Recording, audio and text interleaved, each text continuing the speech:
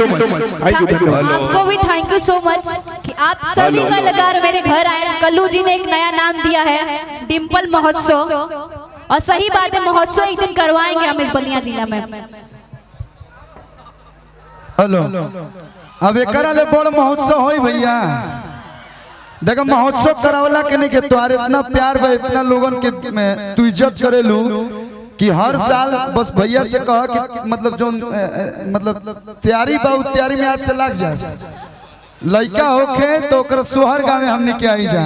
एक बार तू बियाह कर, तारा बियाह में आरा जिला से लेके बक्सर जिला, रोहतास, छापारा सब लोग जुटी। मुझे शादी ही नहीं करना, आरा हो चाहे बक्सर हो चाहे कहीं भी हो, चाहे दुनिया का सबसे खराब काम है शादी नहीं करना। शादी जरूर करना चाहिए।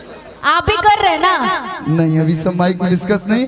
एक बार जोरदार ताली आप लोग सारे कलाकारों के लिए बजा दीजिए। और धनंजय भैया बैठल बनी हमने के बीच, गार्जियन बुच्ची भैया, सब लोग स्वागत। लेकिन भैया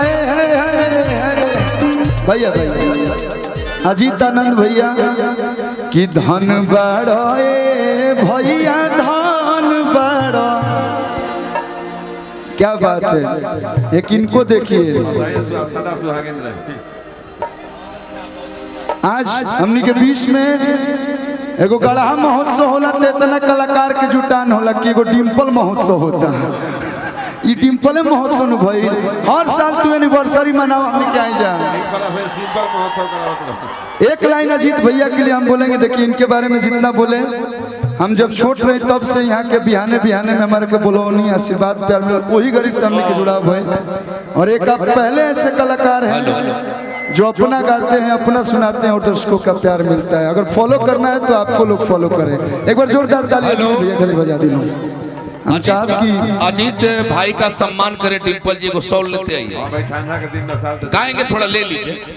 डिम्पल महोत्सव कहते हैं। डिम्पल जी आई, अजीत भैया के सम्मान करी। बहुत बहुत शुक्रिया। एक बार जोरदार ताली बजाइए। भोजपुरी के सुपरस्टार, आज के दौर के सबसे ज्यादा बजने वाले कलाकार बन गए हैं अजीत आनंद साहब। जोरदार ताली, बहुत बहुत शुक्रिया।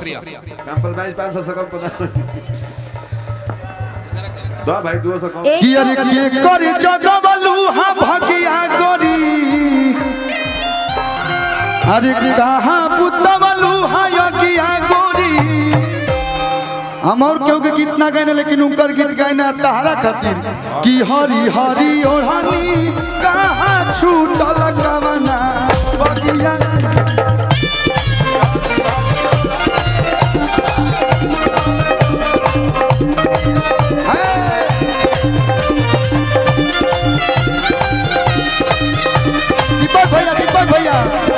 दीपक भैया अरे के कर जगवलू हा भगिया, अरे कहाँ पुतवलू हा योगिया गोरी।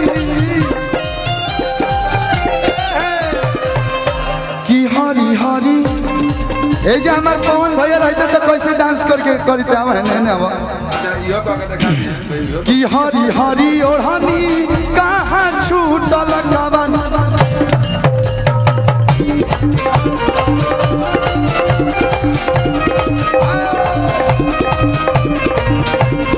हरी हरी ओढ़नी कहाँ छूटल कवना।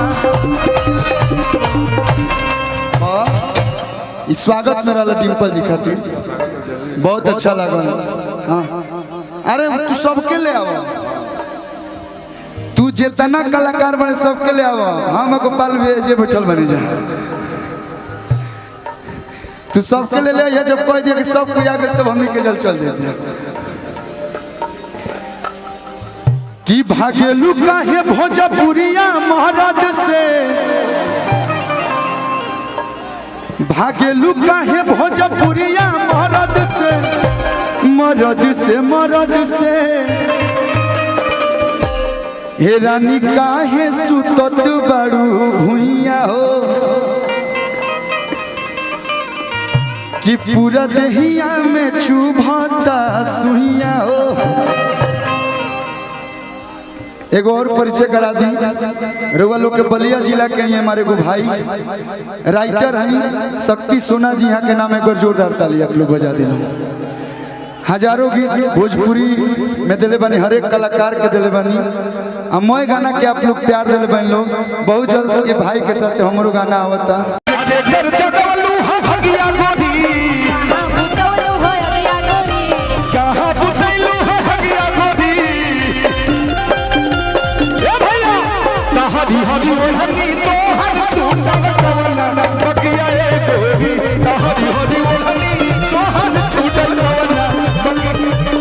हेलो हेलो, ई गाना जब जब बाजी तब तब धनंजय भैया की तरफ से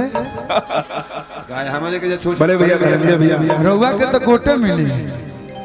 और एगो बात डिम्पल जी खातिर हम कह, डिम्पल जी डिम्पल महोत्सव में जो हम सब लोग जुटल बा, हेलो डिम्पल जी खातिर एगो बात कह। यहाँ से हमारे बताते कि 10 साल हमने के हो गए जुड़ाव।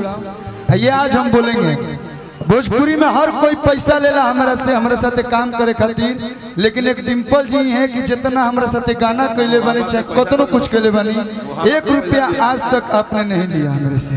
तो ये आपका प्यार है, ये आपका मोहब्बत है। और जब जब आपके घर पे फंक्शन होगा, एगो लड़को है 1-2 साल बाद तक केहू आओ चाहे मत हो, लेकिन कलू तारा दुआरी पर जरूर है।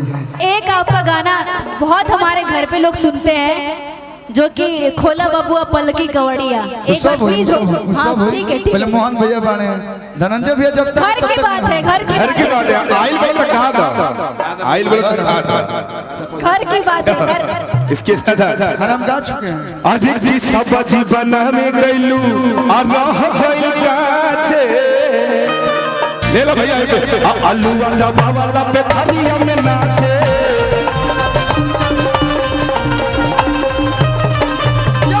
आज की हमारा से काहे बारू अमोह फुलवाले हम कहाँ पूछे कैली। बड़े भैया धनंजय भैया जी हम लोग के गार्जियन, पूरे भोजपुरिया कलाकारों का जो सबसे ज्यादा सपोर्ट करते हैं, भैया का आशीर्वाद आज पाने का अवसर और जो हरी हरी ओढ़नी गाना रिलीज हुआ है पवन जी का, वो सर के कंपनी से ही रिलीज हुआ है, जो कि आज ब्लास्ट कर रहा है गाना। वो ऐसा डांस करते हैं। इसमें आपका बहुत बड़ा योगदान है। जियो, थैंक यू। क्या प्यार। क्या बात है। आज सब्जी बना में गइलू रह गइल काचे। आलू वाला बावला पे थरिया में नाचे। चलिए खत्म करते हैं, हम खत्म करते हैं यही लाइन बोल के, वही लाइन अधर के ललो हरे नामे करे जावा करे जावा करे जावा अधर के ललो हरे नामे करे जावा करे जावा करे जावा ए डार्लिंग कहिया होई हमनी ए मिला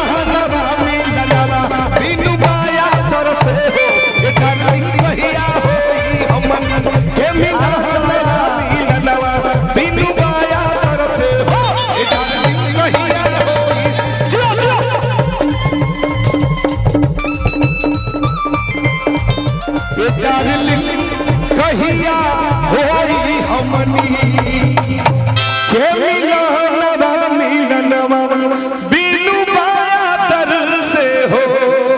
एक बार डिम्पल जी के लिए जोरदार ताली बजा दीजिए भैया लोग, जोरदार ताली। Thank you.